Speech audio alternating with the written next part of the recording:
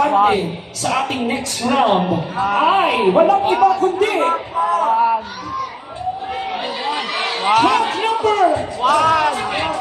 Hot number 2, Kevin Pepino, please move forward.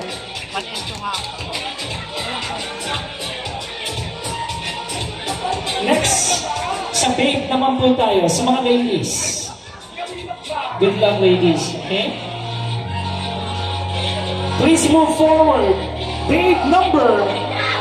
Babe number 4. Congratulations! Kat Santiago.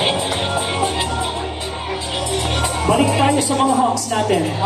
Ang susunod na aabante sa ating next round is hawk number 1. Hawk number 1. So, pag-ilakas na, hindi ko marinig eh. Spell 1. Hawk number 1 is correct.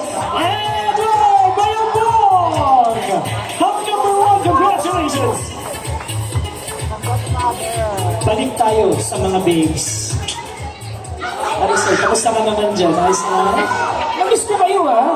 Oh, nice to see you again. Okay, babe number 2 is Tyler Benz!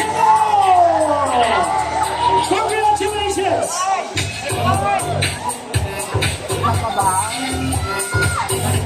Dumako na po tayo sa ating huling tatawagin.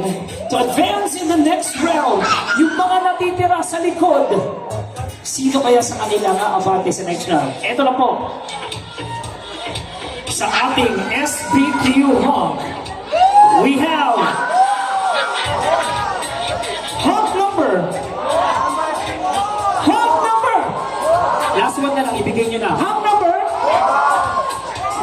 number 5, James Vasquez. Congratulations. Sa ating SBQ Babe, isa na lang ang aabante. Good luck to the both of you. Last but not the least is Babe number.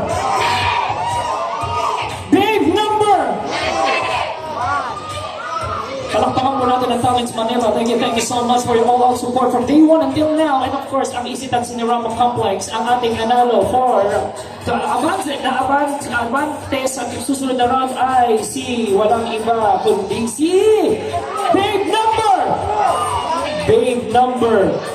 3, and there goes our homes and babes for our first elimination round.